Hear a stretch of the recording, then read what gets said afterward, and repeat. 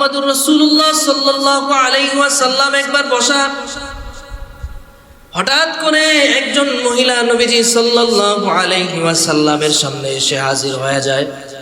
এসে বলে, ইয়া রাসূলুল্লাহ ইন্নী ক্বাদ জানাইতু, আল্লাহর নবী আমি জিনা করেছি, আমি ব্যভিচার করেছি, আমি নিজের কর্মের উপরে লজ্জিত। ইসলামী শরিয়া অনুযায়ী যে ল আমার উপরে সাবমিট করা হয়, যে আইন আমার উপরে বর্তায়, যে নিয়ম কানুন আমার উপরে লাগু হয়, সেই নিয়ম কানুন আপনি মেনে আমাকে শাস্তি দেন, আমার উপরে হদ কায়েম করেন। আমি অনুতপ্ত হয়েছি, লজ্জিত হয়েছি, এই দাগ নিয়ে আমি কবরের মধ্যে যেতে চাই না, আপনি আমাকে পবিত্র করে দেন, হদ কায়েম করে দেন। নবীজি সাল্লাল্লাহু আলাইহি ওয়াসাল্লাম মহিলার কথার প্রতি কোনো ভ্রুক্ষেপ না করে মহিলাকে ফিরিয়ে দিলেন। বললেন, যাও যাও, তুমি হয়তো বা এই গুনাহ করো নাই, যাও যাও, আবার পরে আসো। নবীজি সাল্লাল্লাহু আলাইহি ওয়াসাল্লাম যখন মহিলাকে ফিরিয়ে দিলেন, আবার মহিলা আরেকবার চলে আসলো, এসে বলে, ইয়া রাসূলুল্লাহ আমি যে জিনা করেছি, এই জিনাহের মাধ্যমে আমার গর্ভের মধ্যে একটা সন্তান চলে এসেছে, আমি গর্ভবতী হয়ে গিয়েছি। ইয়া রাসূলুল্লাহ এই সন্তানটা এখন হারাম, এই সন্তানটা এখন জারজ হয়ে গিয়েছে, পিতৃ পরিচয়হীন একটা সন্তান। ইয়া রাসূলুল্লাহ আর তো কোনো প্রমাণের দরকার নাই, আপনি আমাকে শাস্তি দিয়ে পবিত্র করে দেন। নবীজি সাল্লাল্লাহু আলাইহি ওয়াসাল্লাম বললেন, যাও যাও, এই সন্তানটা যখন ভূমিষ্ঠ হবে তখন তুমি আসবা, তখন তোমাকে শাস্তি দেওয়া হবে। আবার যখন এই সন্তান ভূমিষ্ঠ হয়ে গেল, ওই মহিলা পরবর্তীতে আবার নবীজি সাল্লাল্লাহু আলাইহি ওয়াসাল্লামের কাছে চলে আসলো। আসার পরে নবীজি সাল্লাল্লাহু আলাইহি ওয়াসাল্লামের সামনে ছোট্ট দুগ্ধপোষ্য একটা ছোট্ট মাসুম বাচ্চা নিয়ে হাজির। এসে বলে, ইয়া রাসূলুল্লাহ এবার সন্তানটা ভূমিষ্ঠ হয়েছে, এ এখন আমার পেটের গর্ভের মধ্যে নাই, দুনিয়ার মধ্যে চলে এসেছে। এবার ইয়া রাসূলুল্লাহ আপনি আমাকে শাস্তি দেন, আপনি আমাকে হদ কায়েম করে আমাকে পবিত্র করে দেন। নবীজি সাল্লাল্লাহু আলাইহি ওয়াসাল্লাম বললেন, তুমি আবারও চলে যাও, এই সন্তানটা এখনো মায়ের দুধ খাওয়ার উপযোগী, এই সন্তানটা এখনো পরিপূর্ণ বড় হয় নাই, এ যদি মায়ের দুধ না পায় এ মারা যেতে পারে, তুমি এই বাচ্চাটাকে 2 বছর পর্যন্ত দুধ পান করাবে, এরপরে তুমি আমার কাছে আসবে। স্বাভাবিক অন্য মানুষ হলে এতবার নবীর কাছে আসা তো দূরের কথা, আমি আপনি যদি সেই জায়গায় থাকতাম আমার আপনার অপরাধ কোনোদিন প্রকাশই করতাম না। যখন বাচ্চাটা দুধ খাওয়া শেষ করলো, যখন সে একটু বড় হলো, স্বাভাবিকভাবে হাঁটাচলা করতে পারে, ওই মহিলা আবার ওই বাচ্চাটাকে নিয়ে নবীজির সামনে এসে হাজির হয়ে গেলেন। এসে বলে, ইয়া রাসূলুল্লাহ দেখেন বাচ্চাটা এখন হাঁটতে পারে, সামান্য কথা বলতে পারে, এ এখন শক্ত খাবার শুকনা খাবার খেতে পারে। ইয়া রাসূলুল্লাহ আপনি আমাকে এবার শাস্তি দিয়ে পবিত্র করে দেন। নবীজি সাল্লাল্লাহু আলাইহি ওয়াসাল্লাম এবার এক সাহাবীকে ডাক দিলেন, ডাক দিয়ে বলো, ও সাহাবী, এই যে সন্তান দেখতেছো, এর দায়িত্ব তুমি গ্রহণ করো, একে তুমি লালন পালন করো, এর ভরণ পোষণের তুমি ব্যবস্থা করো।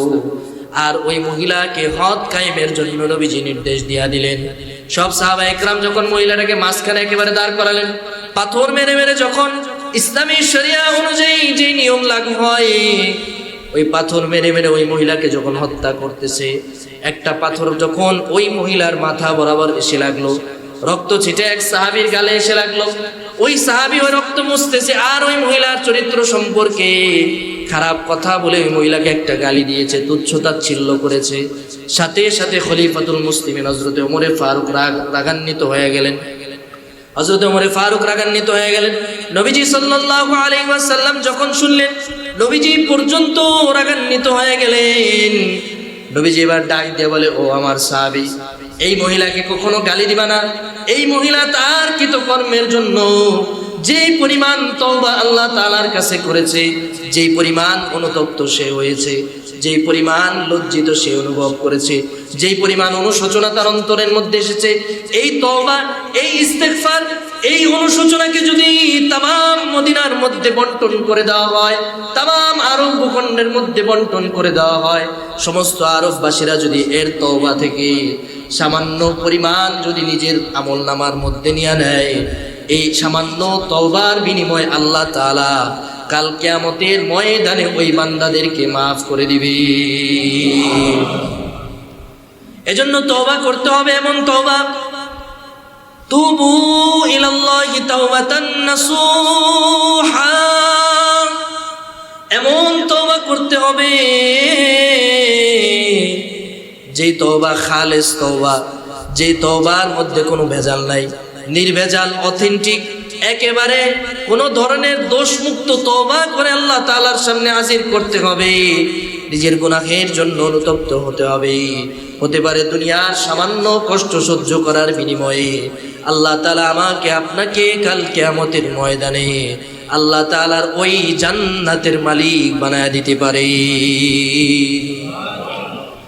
এজন্য আল্লাহ তাআলার কাছে তওবা করবেন, খালেস তওবা, অনুশোচনাদায়ক তওবা করবেন। যেই তওবা করলে এই গুনাহের প্রতি ঘৃণা জন্মে যায়, যেই তওবা করলে আল্লাহ তাআলার নৈকট্য হাসিল করা যায়, যেই তওবা করলে গুনাহের প্রতি অন্তরে ঘৃণা সৃষ্টি হয়ে যায়, এমন তওবা আল্লাহ তাআলার কাছে করবেন।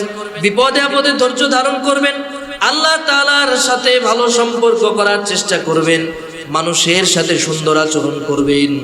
এই কাজগুলো করে যদি দুনিয়ার সামান্য এই হায়াতটা আপনি অতিবাহিত করতে পারেন, কাল কিয়ামতের ময়দানে আল্লাহ রাব্বুল আলামিন আপনার ডান হাতে আমলনামাটা দিয়ে দিবে। নবীজি সাল্লাল্লাহু আলাইহি ওয়াসাল্লাম বলেন, আত-তাইবু মিনাজ যামবি কামান লা যামবা লা, আও কামা ক্বালান নবী সাল্লাল্লাহু আলাইহি ওয়াসাল্লাম। আল্লাহর হাবিব সরকার দু আলম রাসূল আরবি মুহাম্মদুর রাসূলুল্লাহ সাল্লাল্লাহু আলাইহি ওয়াসাল্লাম বলেছেন, আত-তাইবু মিনাজ যামবি, কোন আল্লাহর বান্দা যদি গুনাহ করে, কোন আল্লাহর বান্দা যদি অপরাধ করে, কোন আল্লাহর বান্দার দ্বারা যদি আল্লাহর হুকুম অমান্য হয়ে যায়, এটা অমান্য হওয়ার পরে সাথে সাথে যদি সে তওবা করে নেয়, এমন খালেস ভাবে সে তওবা করেছে, এমন অনুশোচনা তার অন্তরের মধ্যে এসেছে, এমন ভাবে সে অনুতপ্ত হয়েছে, লজ্জিত হয়েছে, তার ওই গুনাহের প্রতি যদি ঘৃণা জন্মে যায়, খালেস দিলে যদি সে তওবা করে নেয়, আল্লাহর নবী বলেন, আত-তাইবু মিনাজ যামবি, যদি কেউ গুনাহ থেকে আল্লাহর সন্তুষ্টির জন্য তওবা করে, কামাল্লা যামবালা, কেমন যেন সে সারা জীবনে কোনো একটা গুনাহই করে না। গুনাহ থেকে তওবা করা এটা আল্লাহর নবী সাল্লাল্লাহু আলাইহি ওয়াসাল্লাম শিখিয়েছেন। আরেকটা হাদিসের মধ্যে রয়েছে, নবীজি সাল্লাল্লাহু আলাইহি ওয়াসাল্লাম বলেছেন, ওয়াল্লাহি লা আস্তাগফিরুল্লাহি ওয়া আতুবু ইলাইহি।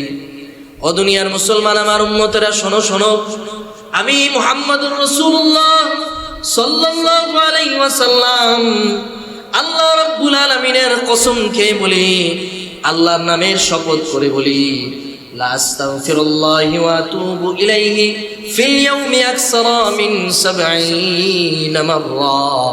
আল্লাহর নবী সরকারে দু আলম নবীজি সাল্লাল্লাহু আলাইহি ওয়াসাল্লাম বলেছেন, আমি মুহাম্মদুর রাসূলুল্লাহ প্রতিদিন আল্লাহ তাআলার কাছে 70 বারের চাইতেও বেশি তওবা করি। আপনাদের কাছে আমার প্রশ্ন হলো, নবীজির কি কোনো গুনাহ ছিল? সবাই আওয়াজ দিয়ে বলেন, নবীদের কোনো গুনাহ আছে? যদি কেউ বলে নবীদের গুনাহ আছে, এই মানুষটার ঈমান নিয়ে প্রশ্ন থেকে যায়। আল আম্বিয়া কুল্লুহুম মাসুম, নবীরা প্রত্যেকেই হলেন নিষ্পাপ। নবীদেরকে যারা নিষ্পাপ মনে করেন এরা গুনাহগার, নবীদের কোনো গুনাহ নাই। এর মধ্যে আমার আপনার নবী, বিশ্ব নবী রাহমাতাল লিল আলামিন, নবীদের সরদার সরওয়ারে কায়নাত রাসূলে আরবি মুহাম্মদুর রাসূলুল্লাহ, যার জীবনে কোনো গুনাহ নাই, ওই নবীজি যদি আল্লাহ তাআলার কাছে 70 বার তওবা করতে পারেন, এটা বছরে 70 বার নয়, মাসে 70 বার নয়, সপ্তাহে 70 বার নয়, প্রতিদিন আল্লাহর নবী 70 বার আল্লাহর কাছে তওবা করেন, তাহলে আমার আপনার প্রতিদিন আল্লাহর কাছে কতবার তওবা করা দরকার? মুসা আলাইহিস সালাতু ওয়াস সালাম এবার চিৎকার করে উঠলেন, ডাক দিয়ে বলে, কে সেই গুনাহগার যার কারণে আমার আল্লাহ বৃষ্টি দিতেছে না? এই ছোট্ট ছোট্ট মাসুম বাচ্চারা কষ্ট পাচ্ছে, এই ছোট্ট ছোট্ট মাসুম বাচ্চারা পানির অভাবে কষ্ট পাচ্ছে, পশু পাখিগুলা মারা যাচ্ছে, মানুষগুলা নিদারুণ যন্ত্রণায়, ক্ষুধার যন্ত্রণায় দিন পার করছে, ফসল আবাদ হচ্ছে না। কে সেই গুনাহগার? বেরিয়ে যাও, এখান থেকে উঠে যাও। আল্লাহ আমাকে ওহীর মাধ্যমে জানায় দিয়েছেন, তোমার কারণে আল্লাহ তাআলা বৃষ্টি দিচ্ছেন না, তুমি এই জায়গা থেকে এখনই প্রস্থান করো, এখান থেকে উঠে যাও, না হলে বৃষ্টি আসবে না। তোমার মতো জঘন্য গুনাহগারের প্রয়োজন আমাদের নাই, তাড়াতাড়ি যাও, এইখান থেকে উঠে যাও। এইখান থেকে যদি তুমি না উঠো আমাদের জন্য অকল্যাণজনক হবে, তুমি তাড়াতাড়ি এখান থেকে উঠে যাও। এই কথা যখন মুসা আলাইহিস সালাতু ওয়াস সালাম ঘোষণা দিয়েছেন, বলেন তো ওই মজলিসের মধ্যে যে গুনাহগার ছিল তার কানে কি এই আওয়াজ যায় কি যায় না? ওই গুনাহগার শুনতে পেরেছে মুসা আলাইহিস সালামের এই ঘোষণার কথা, সাথে সাথে তার কলিজাটা মোচড় মেরে উঠেছে। সে চিন্তা করতেছে আর ভাবতেছে, আমি যদি এখন এইখান থেকে উঠে যাই, গোটা কওমের মানুষরা, গোটা বনি ইসরায়েলের মানুষরা আমাকে চিনে ফেলবে, সবাই আমাকে চিহ্নিত গুনাহগার বলে আল্লাহ তাআলার কাছে বিচার দিবে, সালিশ দিবে, সবাই আমাকে খারাপ চোখে দেখবে, আমার কওমের লোকেরা আমার থেকে আলাদা হয়ে যাবে, পরিবার থেকে আমি বিচ্ছিন্ন হয়ে যাব, কোনো অবস্থায় আমার আর বাকি থাকবে না, সমাজ থেকে যদি বিচ্ছিন্ন হয়ে যায় বেঁচে থাকার আর কোনো উপায় আমার থাকবে না।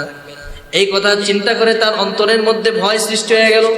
আবার চিন্তা করতেছে, যদি আমি এই জায়গা থেকে না উঠি, এই ছোট্ট ছোট্ট বাচ্চারা মারা যাবে, এই বাচ্চাগুলো খিদার যন্ত্রণা কান্না করতেছে, বৃষ্টি না হলে ফসল ফুটবে না, বৃষ্টি না হলে জমি আবাদ হবে না, বৃষ্টি না হলে পানি পান করার মতো পানির ব্যবস্থা করা সম্ভব হবে না, আর যদি উঠে যাই তাহলে সবাই আমাকে এখান থেকে চিনে ফেলবে। কি করবে সে বুঝতে পারে না, তার অন্তরের মধ্যে অনুশোচনা চলে এসেছে। এবার সে কান্না করা শুরু করেছে আর মনে মনে আল্লাহকে ডাক দিতেছে। এবার বলেন তো, ওই মানুষটা যার অন্তরের মধ্যে আল্লাহ তাআলার কোনো ভয় ছিল না, হঠাৎ করে আল্লাহর ভয় চলে এসেছে, জবান দিয়ে যদিও না বলুক, অন্তর দিয়ে আল্লাহ তাআলাকে ডাক দিয়েছে, দুনিয়ার কেউ শুনেন নাই, কিন্তু একজন এই আওয়াজ শুনেছেন, সবাই আওয়াজ দিয়ে বলেন তিনি কে? আল্লাহ রাব্বুল আলামিন বলেন, আইলাহুম মাআল্লাহ কলিলাম মা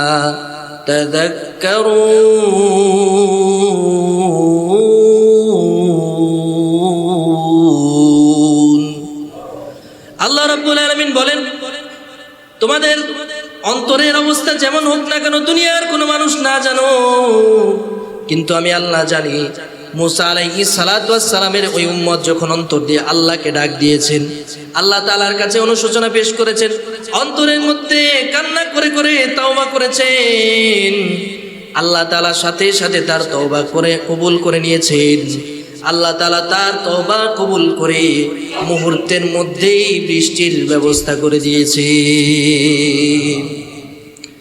মুসা আলাইহিস সালাতু ওয়াস সালাম অবাক হয়ে গেলেন, আল্লাহর কাছে প্রশ্ন করে বললেন, গো আল্লাহ, আপনি বললেন বৃষ্টির ব্যবস্থা আপনি করবেন না, গুনাহগার যতক্ষণ পর্যন্ত এখান থেকে না উঠবে। আমি তো দেখলাম কেউ এখান থেকে, গুনাহগার কেউ উঠলো না, কেউ এখান থেকে নড়াচড়া করে নাই, তারপরেও আল্লাহ আপনি কেন বৃষ্টি দিয়া দিলেন?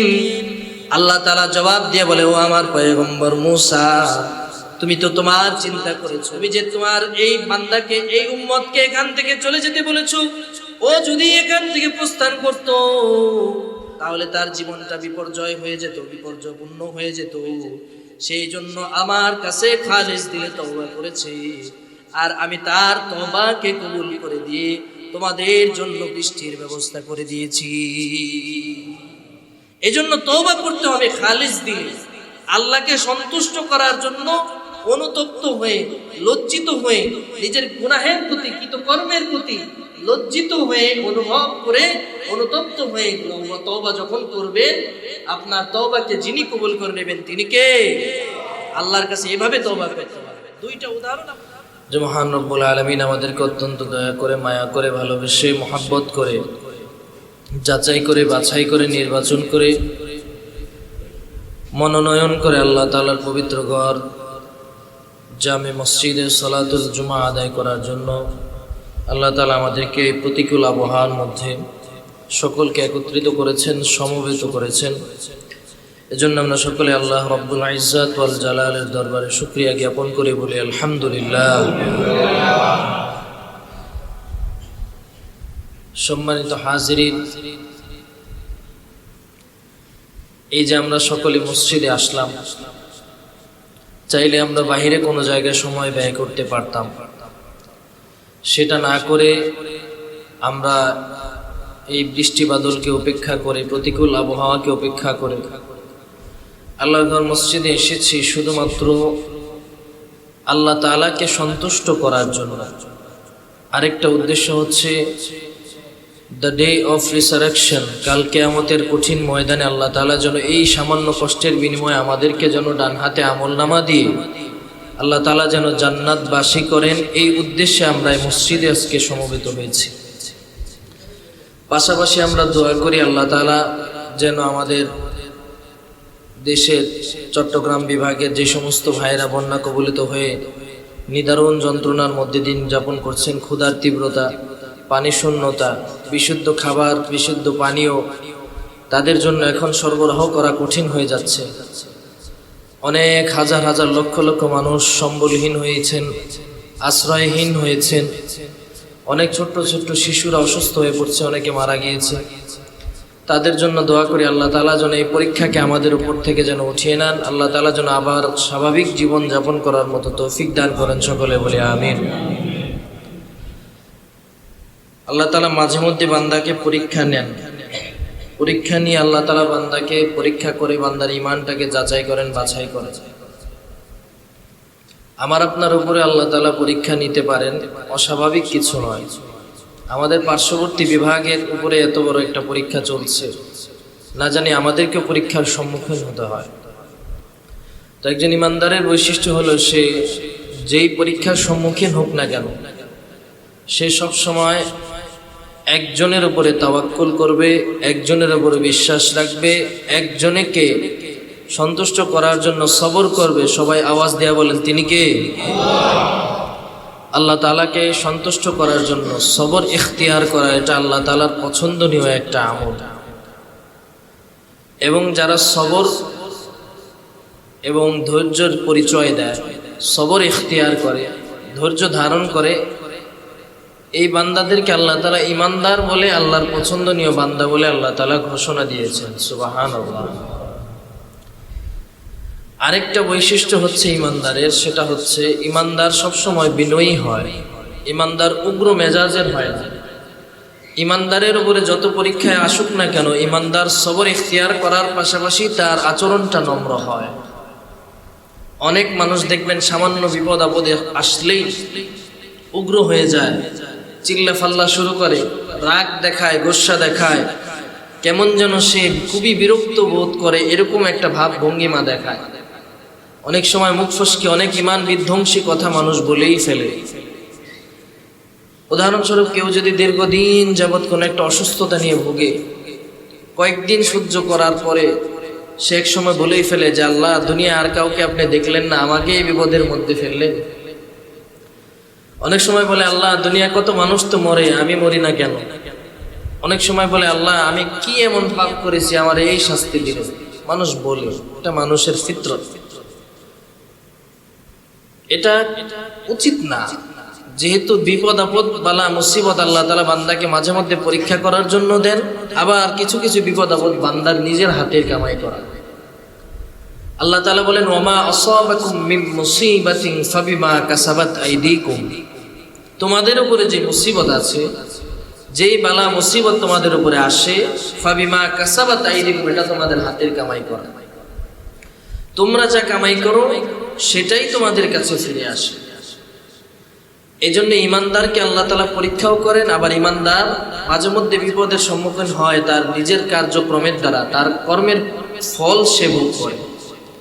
কিন্তু প্রকৃত ঈমানদার যারা, এরা কখনো বিপদ আপদ বালা মুসিবত আসলে অধৈর্য হয় না, বরং এদের চলাচলটা হয় খুবই বিনম্রতার সাথে। এরা বিপদের মধ্যে সবর ইখতিয়ার করে, ধৈর্য ধারণ করে এবং আল্লাহ তাআলার আনুগত্য প্রকাশ করে। এটা হচ্ছে একজন ঈমানদারের একটা গুণ। এই গুণটার সার্টিফিকেশন করেছেন স্বয়ং আল্লাহ তাআলা। আল্লাহ তাআলা পবিত্র কোরআনে কারীমের মধ্যে বলেন, ওয়াইবাদুর রাহমানিল্লাযীনা ইয়ামশুনা আলাল আরদি হাওনা وإذا خاطبهم الجاهلون قالوا سلاما মুমিন মুসলমান ভাইরা আমার, আল্লাহ রাব্বুল আলামিন কোরআনে হাকিমের মধ্যে ইমানদারদের একটা গুণ সম্পর্কে আল্লাহ তাআলা আলোচনা করছেন।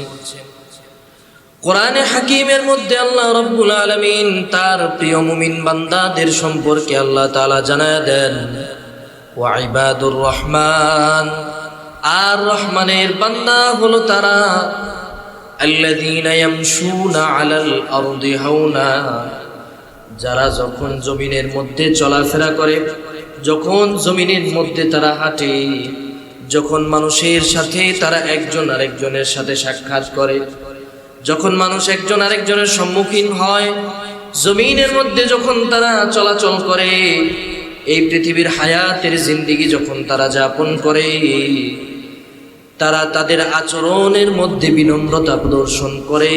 কোনোদিন তাদের আচরণের মধ্যে কোনো অহংকার পাওয়া যায় না। যখন তাদেরকে কোনো মানুষ কোনো কটু কথা শোনায়, কোনো মানুষ যদি কোনো ইমানদারকে গালমন্দ করে কিংবা খারাপ কোনো কথা বলে, ইমানদার কখনো এই আচরণের দ্বারা কষ্ট পায় না। কোনো মানুষ যদি তাকে তুচ্ছ তাচ্ছিল্য করে, কোনো মানুষ যদি তার সামনে বাধা হয়ে দাঁড়ায়, তাকে যদি ক্ষতির সম্মুখীন করাতে চায়, ইমানদার এতে বিন্দুমাত্র হতাশ হয়ে যায় না, নিরাশ হয়ে যায় না। বরং ইমানদার যখন তার উপরে বিপদ চলে আসে, ইমানদার কেবলমাত্র একজনের উপরে ভরসা করেন, তিনি কে? জমিনের মধ্যে তারা দাম্ভিকতা প্রদর্শন করে না, অহংকার প্রদর্শন করে না, গর্ব করে না। মানুষের সামনে যখন তারা চলাফেরা করে, মানুষের সামনে যখন তারা একজন আরেকজনের সম্মুখীন হয়, তার আচরণের মধ্যে বিনম্রতা প্রদর্শিত হয়, তার আচরণের মধ্যে অহংকার পাওয়া যায় না, তার আচরণের মধ্যে দাম্ভিকতা পাওয়া যায় না। সদা সর্বদা সে আল্লাহ তাআলার উপরে তাওয়াক্কুল করে তার আচরণটাকে এমন সুন্দর এবং বিনম্র রাখে, কাল কিয়ামতের ময়দানে আল্লাহ রাব্বুল আলামিন এই সমস্ত বান্দাদেরকে আল্লাহ তাআলার বানানো জান্নাতের মেহমান বানায় দিবেন। وَإِذَا خَاطَبَهُمُ الْجَاهِلُونَ قَالُوا سَلَامًا, যখন তাদের সাথে কোনো মূর্খের আচরণ করা হয়, কোনো বেঈমান, কোনো মুশরিক, কোনো কাফের যদি তাদের সাথে খারাপ আচরণ করে, কোনো মূর্খ যদি তাদেরকে তুচ্ছ তাচ্ছিল্য করে, তাদের সাথে যদি হটকারিমূলক কোনো আচরণ করে, কোনো কঠোরতা প্রদর্শন করে, কোনো ধরনের গালমন্দ যদি তাদেরকে করে, তারা এর প্রতি উত্তর ওই বান্দার সাথে করে না, এই সমালোচনার জবাব দেয় না, তাদের বিরুদ্ধাচরণ করে না, তাদের সাথে কোনো রূপ খারাপ আচরণ পাল্টা করে না, তাদের এই আচরণের পাল্টা প্রতিক্রিয়া দেখায় না, বরং তারা তাদের সামনে সালাম প্রদর্শন করে এবং সালাম দিয়ে ওই জায়গা থেকে তারা প্রস্থান করে নেয়। দুইটা শিক্ষা এই আয়াতের মধ্যে আমার আপনার জন্য আছে। এক নাম্বার শিক্ষা হলো, মুমিনের উপরে যখন বিপদ আপদ আসবে, মুমিন এই বিপদ আপদের মধ্যে ধৈর্য ধারণ করবে, মুমিন এই বিপদের মধ্যে ধৈর্য হারা হবে না, মুমিন এই বিপদের মধ্যে তাদের সেন্স ঠিক রাখবে, মুমিন এই বিপদের মধ্যে আল্লাহ তাআলার উপরে তাওয়াক্কুল রাখবে আর সবর করবে। আর যদি তাদের সাথে কোনো রূপ জুলুম করা হয়, তাদের সাথে কোনো রূপ অন্যায় করা হয়, তাদের সাথে কোনো রূপ অন্যায় আচরণ করা হয়, তাদের প্রতি যদি কোনো নিষ্ঠুরতা প্রদর্শন করা হয়, কোনো ধরনের বর্বরতা যদি তাদের প্রতি দেখানো হয়, মুমিন এটা জবাব কখনো দিবে না, বরং মুমিন ধৈর্য ধারণ করে যে মুমিনের সাথে খারাপ আচরণ করেছে ওই বান্দার সাথে খারাপ আচরণ না করে মুমিন ওই জায়গায় নম্র আচরণ করে তার থেকে বিদায় নিবে। কেন কেন এই আচরণ করা, কেন মুমিনের সৌন্দর্য, মুমিনের শান? কেননা আল্লাহ রাব্বুল আলামিন যারা ইমানদার, যারা মুত্তাকি, যারা পরহেজগার, যারা আমলদার, যারা তাকওয়াওয়ালা, যারা আল্লাহ তাআলাকে ভয় করে, ওই মানুষদেরকে আল্লাহ তাআলা বিনম্র হয়ে থাকতে বলেছেন। নিশ্চয়ই আল্লাহ তাআলা বিনম্র বান্দাদেরকেই পছন্দ করেন। এজন্য বিপদ আপদ আমার উপরে আসবে, বিপদ আপদ বালা মুসিবত আল্লাহ তাআলার পক্ষ থেকে মাঝে মধ্যে পরীক্ষা আকারে আসতে পারে। যদি আল্লাহর পক্ষ থেকে পরীক্ষা না হয়, আমার নিজের কামাই করা আমাকে ভাবতে হবে। আমি চিন্তা করব যে আমার গুনাহের কারণে এই বিপদের সম্মুখীন আমি হয়েছি, অথবা আল্লাহ তাআলা আমার পরীক্ষা নিচ্ছেন, আমার ঈমানটাকে ঝালাই করে নিচ্ছেন। এই চিন্তা যখন একজন মুমিন করবে, মুমিন কোনোদিন হতাশা হবে না, মুমিন কোনোদিন পেরেশানি হবে না, মুমিন কখনো ডিপ্রেসড হবে না, মুমিন কখনো চিন্তাগ্রস্ত হবে না, মুমিন কোনোদিন বিষণ্ণ হবে না। মুমিন সদা সর্বদা একজনের উপরে তাওয়াক্কুল করবে, তিনি কে? এজন্য আল্লাহ তাআলা মুমিনের এই সিফাতটাকে পছন্দ করেন। এই এতগুলা কথার মূল কথা হচ্ছে যে বিপদ আপদ বালা মুসিবত যখন আপনার উপরে আসবে, আপনার প্রথমত সবর করতে হবে। যদি বিপদ আপনার উপরে আসে, সবর করতে পারেন, এটা আপনার ইমানদারের হওয়ার একটা আলামত। আপনি যে ইমানদার, এটার একটা প্রমাণ।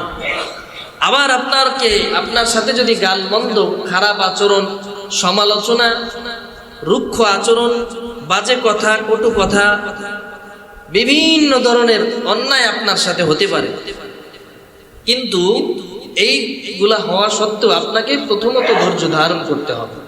এটা হচ্ছে মুমিনের সিফাত। বরং যে আপনার সাথে খারাপ আচরণ করেছে, তার সাথে আপনি ভালো আচরণ করবেন, তাকে বিনিময়ে খারাপ আচরণ দেওয়ার পরিবর্তে ভালো আচরণ দিয়ে তার সাথে মহব্বত এবং ভ্রাতৃত্বের সম্পর্ক আপনি রক্ষা করবেন। এটা হচ্ছে মুমিনের সিফাত। এই প্যাটার্নটা যদি আমাদের মুসলিম উম্মাহ ফলো করতে পারে, 1 নাম্বার বিপদে ধৈর্য ধারণ করবে, 2 নাম্বার কেউ যদি খারাপ আচরণ করে, নিজে তো করবেই না, তার সাথে বরং ভালো আচরণ করবে, তাহলে দেখবেন সমাজের মধ্যে, পরিবারের মধ্যে, একটা রাষ্ট্রের মধ্যে কোনো ধরনের ঝগড়া, দাঙ্গা, হাঙ্গামা, ফাসাদ, ফিতনা, কোনো ধরনের কোনো অপকর্ম আর থাকবে না। এই যে বিপদ চলে এসেছে, আমাদের পরীক্ষা হয় মাঝে মধ্যে, কখনো ভূমিকম্প হয়, কখনো ভূমিধস হয়, কখনো খরা হয়, কখনো বন্যা হয়। এক এক সময় এক একটা পরীক্ষা আমাদের গুনাহের কারণে আল্লাহ তাআলা আমাদেরকে পরীক্ষা করার জন্য আল্লাহ তাআলা দিয়ে থাকেন। কিংবা কিছু আমাদের নিজস্ব কাজেই হয়, নিজস্ব কৃতকর্মের কারণে কিছু ক্ষতির সম্মুখীন আমরা হই।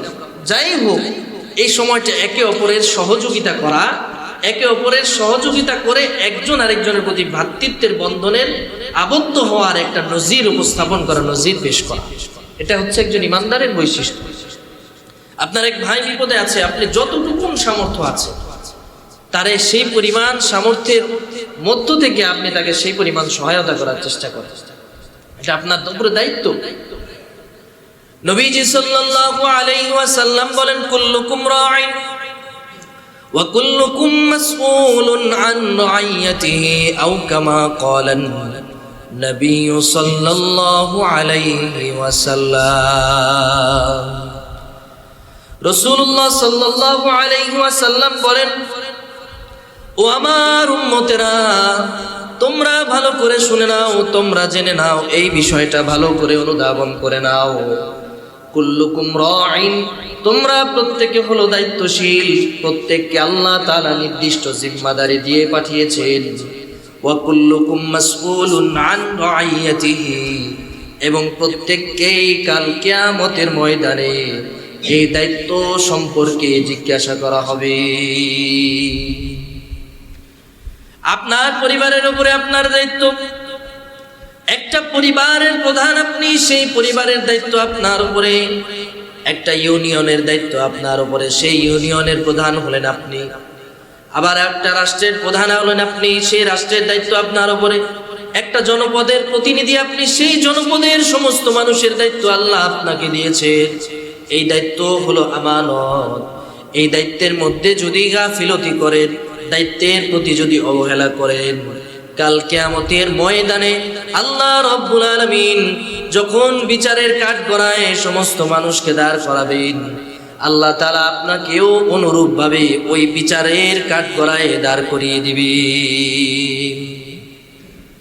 এজন্য মুসলমান সব সময় ধৈর্য ধারণ করতে হবে, ধৈর্যের পরিচয় দিতে হবে এবং একে অপরের সহযোগিতা করতে হবে।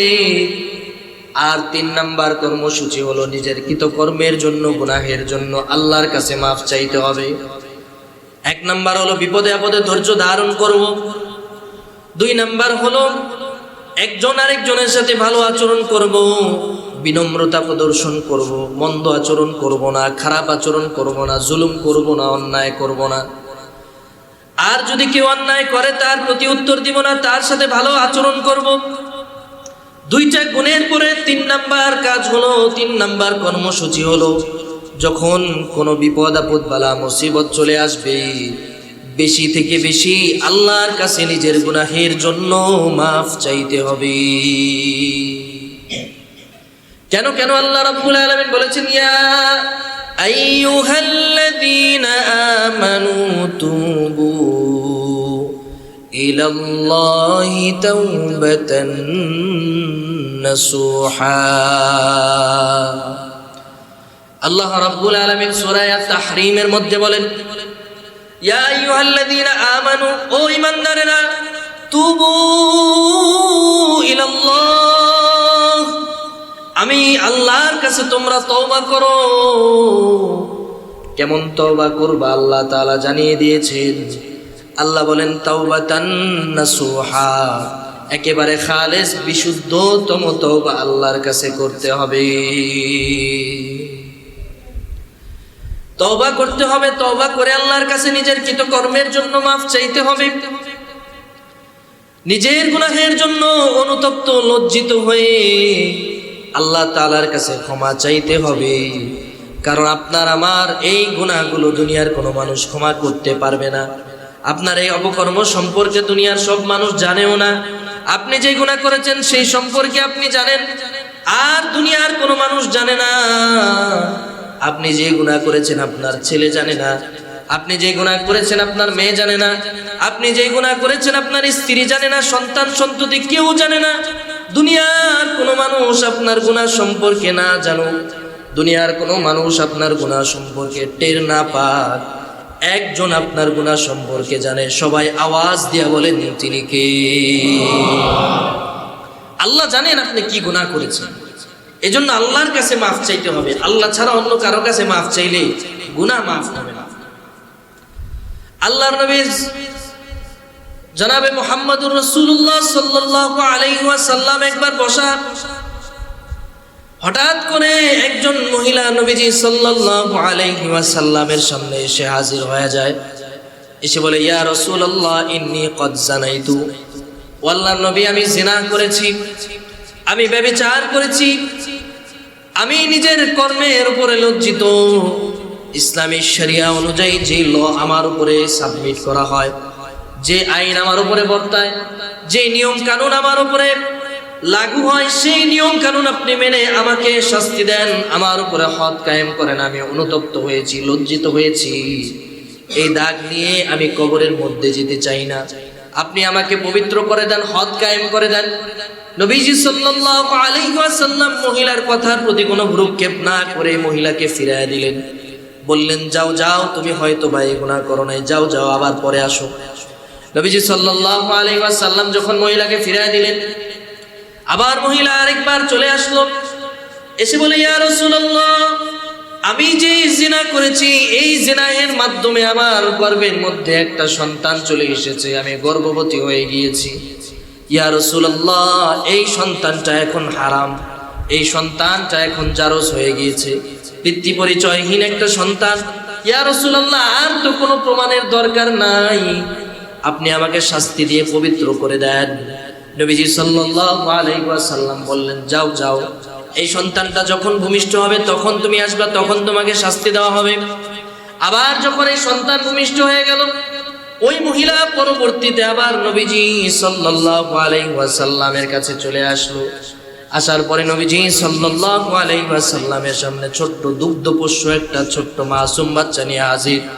এসে বলে ইয়া রাসূলুল্লাহ এবার সন্তানটা ভূমিষ্ঠ হয়েছে, এ এখন আমার পেটের গর্ভের মধ্যে নাই, দুনিয়ার মধ্যে চলে এসেছে। এবার ইয়া রাসূলুল্লাহ আপনি আমাকে শাস্তি দেন, আপনি আমাকে হদ কায়েম করে আমাকে পবিত্র করে দেন। নবীজি সাল্লাল্লাহু আলাইহি ওয়াসাল্লাম বললেন, তুমি আবারও চলে যাও, এই সন্তানটা এখনো মায়ের দুধ খাওয়ার উপযোগী, এই সন্তানটা এখনো পরিপূর্ণ বড় হয় নাই, এ যদি মায়ের দুধ না পায় এ মারা যেতে পারে, তুমি এই বাচ্চাটাকে 2 বছর পর্যন্ত দুধ পান করাবে, এরপরে তুমি আমার কাছে আসবে। স্বাভাবিক অন্য মানুষ হলে এতবার নবীর কাছে আসা তো দূরের কথা, আমি আপনি যদি সেই জায়গায় থাকতাম আমার আপনার অপরাধ কোনোদিন প্রকাশই করতাম না। যখন বাচ্চাটা দুধ খাওয়া শেষ করলো, যখন সে একটু বড় হলো, স্বাভাবিকভাবে হাঁটাচলা করতে পারে, ওই মহিলা আবার ওই বাচ্চাটাকে নিয়ে নবীজির সামনে এসে হাজির হয়ে গেলেন। এসে বলে, ইয়া রাসূলুল্লাহ, দেখেন বাচ্চাটা এখন হাঁটতে পারে, সামান্য কথা বলতে পারে, এ এখন শক্ত খাবার শুকনা খাবার খেতে পারে, ইয়া রাসূলুল্লাহ আপনি আমাকে এবার শাস্তি দিয়ে পবিত্র করে দেন। নবীজি সাল্লাল্লাহু আলাইহি ওয়াসাল্লাম এবার এক সাহাবীকে ডাক দিলেন, ডাক দিয়ে বলো, ও সাহাবী, এই যে সন্তান দেখতেছো এর দায়িত্ব তুমি গ্রহণ করো, একে তুমি লালন পালন করো, এর ভরণ পোষণের তুমি ব্যবস্থা করো। আর ওই মহিলাকে হদ কায়েমের জন্য নবীজি নির্দেশ দিয়া দিলেন। সব সাহাবা একরাম যখন মহিলাটাকে মাঝখানে একেবারে দাঁড় করালেন, পাথর মেরে মেরে যখন ইসলামী শরিয়া অনুযায়ী যে নিয়ম লাগু হয়, ওই পাথর মেরে মেরে ওই মহিলাকে যখন হত্যা করতেছে, একটা পাথর যখন ওই মহিলার মাথা বরাবর এসে লাগলো, রক্ত ছিটে এক সাহাবীর গালে এসে লাগলো, ওই সাহাবী ওই রক্ত মুছতেছে আর ওই মহিলার চরিত্র সম্পর্কে খারাপ কথা বলে ওই মহিলাকে একটা গালি দিয়েছে, তুচ্ছতাচ্ছিল্য করেছে। সাথে সাথে খলিফাতুল মুসলিমিন হযরত ওমর ফারুক রাগান্বিত হয়ে গেলেন। হযরত ওমর ফারুক রাগান্বিত হয়ে গেলেন। নবীজি সাল্লাল্লাহু আলাইহি ওয়াসাল্লাম যখন শুনলেন, নবীজি পর্যন্ত রাগান্বিত হয়ে গেলেন। নবীজি এবার ডাক দিয়ে বলে, ও আমার সাহাবী, এই মহিলাকে কখনো গালি দিবা না। এই মহিলা তার কৃতকর্মের জন্য যে পরিমাণ তওবা আল্লাহ তাআলার কাছে করেছে, যেই পরিমাণ অনুতপ্ত সে হয়েছে, যেই পরিমাণ লজ্জিত সে অনুভব করেছে, যেই পরিমাণ অনুশোচনা তার অন্তরের মধ্যে এসেছে, এই তওবা, এই ইস্তেগফার, এই অনুশোচনাকে যদি তামাম মদিনার মধ্যে বন্টন করে দেওয়া হয়, তামাম আরব ভূখণ্ডের মধ্যে বন্টন করে দেওয়া হয়, সমস্ত আরববাসীরা যদি এর তওবা থেকে সামান্য পরিমাণ যদি নিজের আমলনামার মধ্যে নিয়ে নেয়, এই সামান্য তওবার বিনিময়ে আল্লাহ তাআলা কাল কিয়ামতের ময়দানে ওই বান্দাদেরকে মাফ করে দিবে।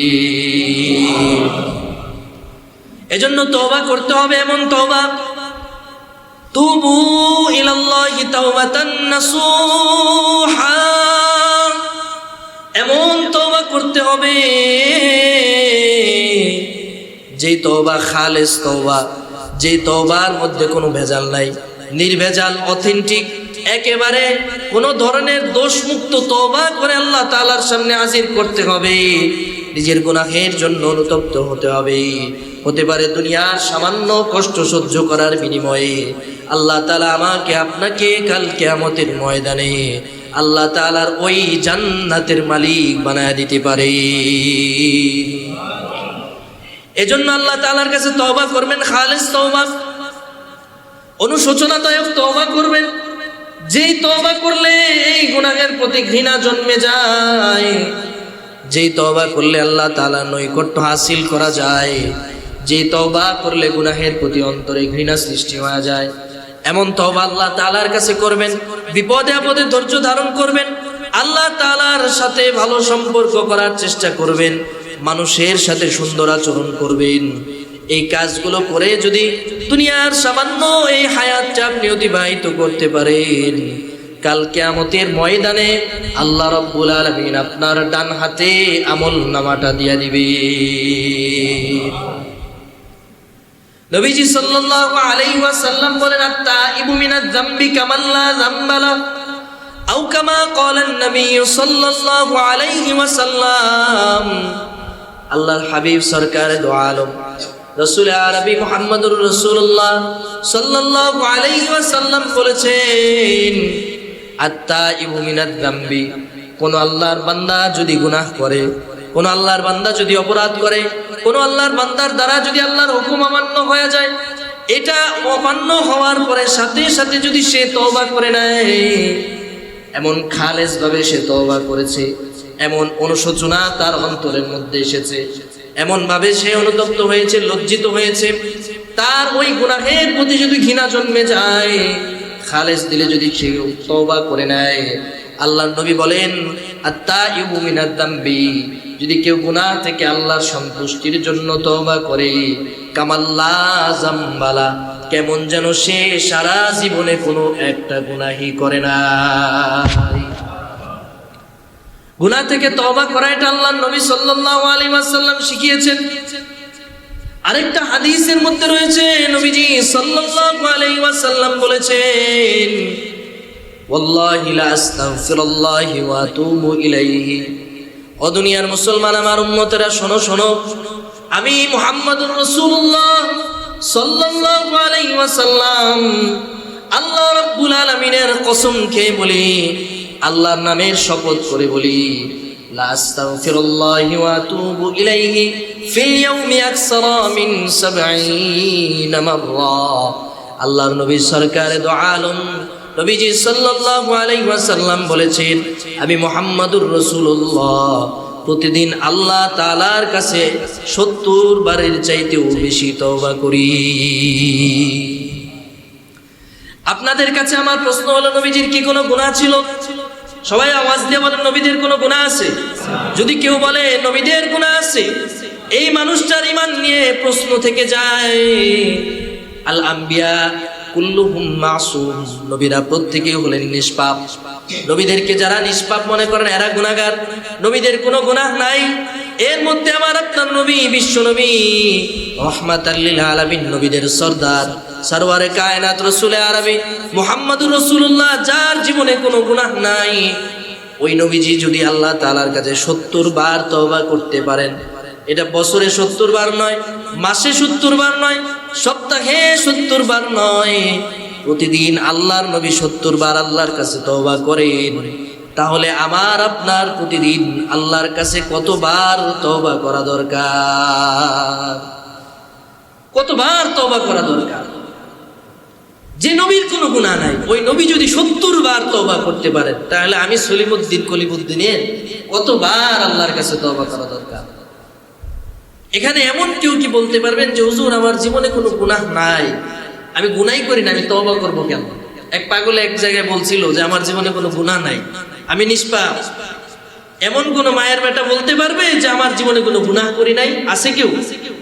আপনাদের মধ্যে কেউ যদি গোপন কোনো আমল করে থাকেন, থাকতে পারেন, অসম্ভব কিছু না। তবে মানুষের দ্বারা গুনাহ হয়, এটাই স্বাভাবিক। গুনাহ যদি না হতো তাহলে গুনাহ থেকে ক্ষমার অপশনটা আল্লাহ রাখতেন না।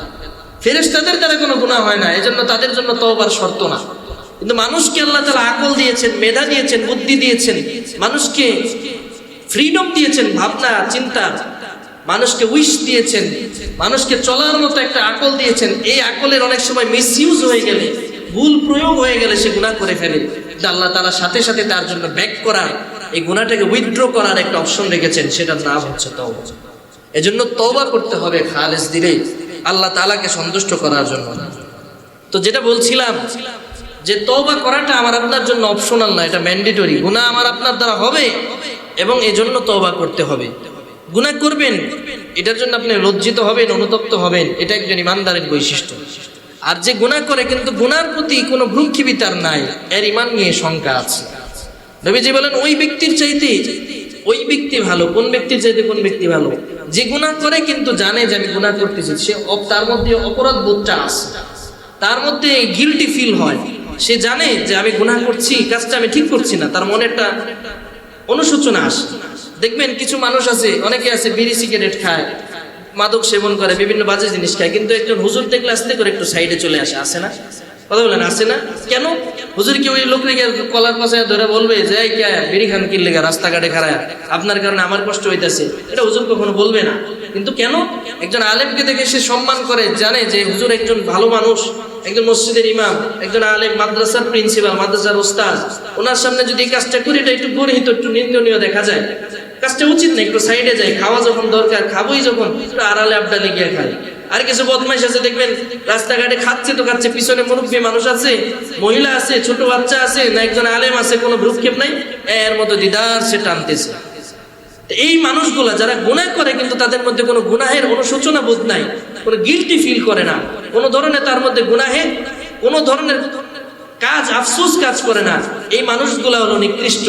আর যে গুনাহ করে, যে গুনাহের প্রতি তার দায়িত্ববোধ আছে, অনুশোচনা আছে, গুনাহের প্রতি তার একটা খারাপ লাগা কাজ করে, সে ওই মানুষের চাইতে উত্তম। দুইজনই গুনাহগার, তবে এই গুনাহগারের চাইতে এই গুনাহগার উত্তম। আর যে উত্তম তার আরেকটু ভালো হওয়ার সুযোগ আছে, চেষ্টা করলে সে গুনাহ থেকে বেরিয়ে আসতে পারে। এজন্য গুনাহ থেকে নিজেকে বাঁচাতে হবে, তওবা করতে হবে। তওবা নিয়ে আরেকটা উদাহরণ আপনাদের সামনে দিব, যাতে তওবার গুরুত্বটা আপনারা বুঝতে পারেন। বিপদে আপদে বালা মুসিবতে ধৈর্য ধারণ করে তওবা আপনারা যেন করতে পারেন। এটা বলে আলোচনা শেষ করব ইনশাআল্লাহ। সাইয়েদনা মুসা আলাইহিস সালাতু ওয়াস সালামের জামানায় আল্লাহর নবী মুসা কালিমুল্লাহ আল্লাহর সাথে কথা বলতেন। তো নবী মুসা আলাইহিস সালাতু ওয়াস সালামের সময় দীর্ঘ সময় ধরে খরা চলতেছে, অনাবৃষ্টি চলতেছে। এখন যেমন বৃষ্টির একেবারে প্রাচুর্য, চারিদিকে পানি থই থই করতেছে, একটা বিপদের মধ্যে। বেশি বৃষ্টি হলেও বিপদ, আবার না হলেও বিপদ। এজন্য আল্লাহর কাছে ভারসাম্যপূর্ণ অবস্থা চাইতে হবে। বেশি বৃষ্টি হলে বৃষ্টির জন্য দোয়া করলে যখন বেশি বৃষ্টি হয়, এটাকে আবার দূরে সরানোর জন্য দোয়া আছে, আল্লাহ নবী শিখিয়েছেন। নবীজি বলেন যে যখন তোমাদের উপরে কোনো কিছু অতিরিক্ত হয়ে যায়, তোমরা তখন বলবে আল্লাহুম্মা হাওয়া আলাইনা ওয়ালা আলাইনা, যে আল্লাহ আমাদের জন্য পর্যাপ্ত হয়েছে, যাদের প্রয়োজন তাদের কাছে আপনি পাঠিয়ে দেন, আমাদের জন্য যথেষ্ট, এটা আমাদের উপরে আর বেশি কইরেন না, তাহলে এটা আমাদের জন্য অতিরঞ্জিত হয়ে যাবে। এজন্য এটা বেশি বেশি পড়বেন, আল্লাহুম্মা হাওয়া আলাইনা ওয়ালা আলাইনা, এই দোয়াটা বেশি বেশি করবেন। তো মুসা আলাইহিস সালাতু ওয়াস সালামের সময় এর উল্টা চিত্রটা ছিল। তখন খরার কারণে একেবারে জমি ফেটে চৌচির হয়ে গিয়েছে, চারিদিকে পানির কোনো চিহ্ন নাই, একেবারে মাঠঘাট কাঠ ফাটার উপরে মানুষগুলো পানির জন্য হাহাকার করছে। আবার ছিল পাথরের জমি, সেই সমস্ত জমিতে চাষাবাদও অনুপযোগী হয়ে গিয়েছে পানির অভাবে।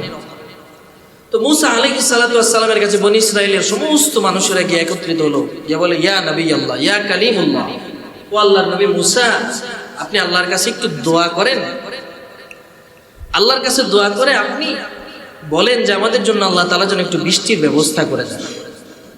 মুসা আলাইহিস সালাতু ওয়াস সালাম চিন্তা করলেন যে দীর্ঘদিন তো বৃষ্টি হয় না, মানুষগুলো তো কষ্ট করছে। একজন নবী তার উম্মতের প্রতি কতটা দরদ, প্রতিটা নবী তার উম্মতের প্রতি অনেক দরদ এবং অনেক মায়া আল্লাহ তাআলা তাদের অন্তরের মধ্যে দিয়েছিলেন। তো মুসা আলাইহিস সালাতু ওয়াস সালামের অন্তরও তেমন মায়া ছিল উম্মতের জন্য। উম্মতরা যদিও ছিল খুব খারাপ কিসমের, তারপরে মুসা নবী উম্মতদের জন্য ওনার অন্তরের মধ্যে মায়া ছিল। মুসা আলাইহিস সালাতু ওয়াস সালাম আল্লাহর কাছে দোয়া শুরু করলেন, আল্লাহ যেভাবেই হোক বৃষ্টির ব্যবস্থা করেন। আল্লাহ তাআলা মুসা আলাইহিস সালাতু ওয়াস সালামকে ওহীর মাধ্যমে ফাআউহাল্লাহু ইলা মুসা, আল্লাহ তাআলা ওহীর মাধ্যমে মুসাকে জানালেন যে তোমাদের মধ্যে এমন একজন মানুষ আছে, তোমার এই মজলিসের মধ্যে উদাহরণস্বরূপ যে 10,000 মানুষ সেখানে সমবেত হয়েছে, এখানে একজন মানুষ এমন আছে যার গুনাহ এত জঘন্য, যার পাপ এত জঘন্য, এর কারণে আমি আল্লাহ বৃষ্টি দিতেছি না। এবার চিন্তা করেন, মাত্র 10,000 মানুষ, 10,000 মানুষের মধ্যে মাত্র একজন গুনাহ করেছে, আল্লাহ এই জন্য বৃষ্টি দেন না। আর আমার মনে হয় আমাদের সময়টা এতটা খারাপ যে 10 জন মানুষের মধ্যে 9 জনই গুনাহগার। কথা বলেন ঠিক কিনা? 9 জন মানুষই এমন, কিন্তু আল্লাহ তাআলা আমার আপনার এই গুনাহকে প্রকাশ করেন না। এই গুনাহকে আল্লাহ তাআলা মানুষের সামনে প্রকাশ করেন না, উন্মোচন করেন না। যদি উন্মোচন করা হতো তাহলে আমি খতিব সাহেবের থেকে বাদ যেতাম না। দেখা যেত আমার গুনাহ আপনাদের অনেকের চাইতে বেশি। আমি যেখানে বসে বসে বড় কথা বলছি, আমার গুনাহ সবার আগে ফাঁস হতো। এই জন্য আল্লাহর নবীর একটা বিশেষ দোয়া আমাদের উপরে আছে, যার কারণে আল্লাহ তাআলা আমার আপনার গুনাহ ফাঁস করেন না। আল্লাহ তাআলা মুসা আলাইহিস সালাতু ওয়াস সালামকে বললেন যে একজন ব্যক্তির কারণে আমি আল্লাহ বৃষ্টি দিতেছি না, এই একজন ব্যক্তিকে তোমার মজলিস থেকে উঠে যেতে বলো, তাহলে আমি আল্লাহ বৃষ্টির ব্যবস্থা করবো, এর তোমার কওম থেকে আলাদা করে দাও। মুসা আলাইহিস সালাতু ওয়াস সালাম এবার চিৎকার করে উঠলেন, ডাক দিয়ে বলে কে সেই গুনাহগার যার কারণে আমার আল্লাহ বৃষ্টি দিতেছে না? এই ছোট্ট ছোট্ট মাসুম বাচ্চারা কষ্ট পাচ্ছে, এই ছোট্ট ছোট্ট মাসুম বাচ্চারা পানির অভাবে কষ্ট পাচ্ছে, পশু পাখিগুলা মারা যাচ্ছে, মানুষগুলা নিদারুণ যন্ত্রণায়, ক্ষুধার যন্ত্রণায় দিন পার করছে, ফসল আবাদ হচ্ছে না। কে সেই গুনাহগার? বেরিয়ে যাও, এখান থেকে উঠে যাও। আল্লাহ আমাকে ওহীর মাধ্যমে জানায় দিয়েছেন তোমার কারণে আল্লাহ তাআলা বৃষ্টি দিচ্ছেন না, তুমি এই জায়গা থেকে এখনই প্রস্থান করো, এখান থেকে উঠে যাও, না হলে বৃষ্টি আসবে না। তোমার মতো জঘন্য গুনাহগারের প্রয়োজন আমাদের নাই, তাড়াতাড়ি যাও, এইখান থেকে উঠে যাও, এইখান থেকে যদি তুমি না উঠো আমাদের জন্য অকল্যাণজনক হবে, তুমি তাড়াতাড়ি এখান থেকে উঠে যাও। এই কথা যখন মুসা আলাইহিস সালাতু ওয়াস সালাম ঘোষণা দিয়েছেন, বলেন তো ওই মজলিসের মধ্যে যে গুনাহগার ছিল তার কানে কি এই আওয়াজ যায় কি যায় না? ওই গুনাহগার শুনতে পেরেছে মুসা আলাইহিস সালামের এই ঘোষণার কথা, সাথে সাথে তার কলিজাটা মোচড় মেরে উঠেছে। সে চিন্তা করতেছে আর ভাবতেছে, আমি যদি এখন এইখান থেকে উঠে যাই, গোটা কওমের মানুষরা, গোটা বনি ইসরাইলের মানুষরা আমাকে চিনে ফেলবে, সবাই আমাকে চিহ্নিত গুনাহগার বলে আল্লাহ তাআলার কাছে বিচার দিবে, সালিশ দিবে, সবাই আমাকে খারাপ চোখে দেখবে, আমার কওমের লোকেরা আমার থেকে আলাদা হয়ে যাবে, পরিবার থেকে আমি বিচ্ছিন্ন হয়ে যাব, কোনো অবস্থায় আমার আর বাকি থাকবে না, সমাজ থেকে যদি বিচ্ছিন্ন হয়ে যায় বেঁচে থাকার আর কোনো উপায় আমার থাকবে না। এই কথা চিন্তা করে তার অন্তরের মধ্যে ভয় সৃষ্টি হয়ে গেল। আবার চিন্তা করতেছে, যদি আমি এই জায়গা থেকে না উঠি, এই ছোট্ট ছোট্ট বাচ্চারা মারা যাবে, এই বাচ্চাগুলো খিদার যন্ত্রণায় কান্না করতেছে, বৃষ্টি না হলে ফসল ফুটবে না, বৃষ্টি না হলে জমি আবাদ হবে না, বৃষ্টি না হলে পানি পান করার মতো পানির ব্যবস্থা করা সম্ভব হবে না, আর যদি উঠে যাই তাহলে সবাই আমাকে এখান থেকে চিনে ফেলবে। কি করবে সে বুঝতে পারে না, তার অন্তরের মধ্যে অনুশোচনা চলে এসেছে। এবার সে কান্না করা শুরু করেছে আর মনে মনে আল্লাহকে ডাক দিতেছে। এবার বলেন তো, ওই মানুষটা যার অন্তরের মধ্যে আল্লাহ তাআলার কোনো ভয় ছিল না, হঠাৎ করে আল্লাহর ভয় চলে এসেছে, জবান দিয়ে যদিও না বলো, অন্তর দিয়ে আল্লাহ তাআলাকে ডাক দিয়েছে, দুনিয়ার কেউ শুনেন নাই, কিন্তু একজন এই আওয়াজ শুনেছেন, সবাই আওয়াজ দিয়ে বলেন তিনি কে? আল্লাহ রাব্বুল আলামিন বলেন, আইলাহুম মাআল্লাহ কলিলাম মা তাযাক্কারুন।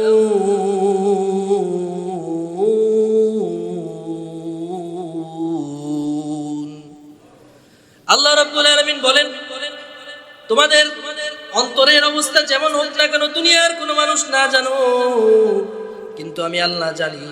মুসা আলাইহিস সালাতু ওয়াস সালামের ওই উম্মত যখন অন্তর দিয়ে আল্লাহকে ডাক দিয়েছেন, আল্লাহ তাআলার কাছে অনুশোচনা পেশ করেছেন, অন্তরের মধ্যে কান্না করে করে তওবা করেছেন, আল্লাহ তাআলা সাথে সাথে তার তওবা করে কবুল করে নিয়েছেন।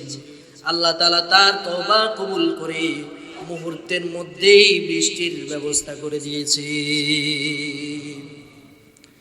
মুসা আলাইহিস সালাতু ওয়াস সালাম অবাক হয়ে গেলেন, আল্লাহর কাছে প্রশ্ন করে বললেন, গো আল্লাহ, আপনি বললেন বৃষ্টির ব্যবস্থা আপনি করবেন না, গুনাহগার যতক্ষণ পর্যন্ত এখান থেকে না উঠবে। আমি তো দেখলাম কেউ এখান থেকে, গুনাহগার কেউ উঠলো না, কেউ এখান থেকে নড়াচড়া করে নাই, তারপরেও আল্লাহ আপনি কেন বৃষ্টি দিয়া দিলেন?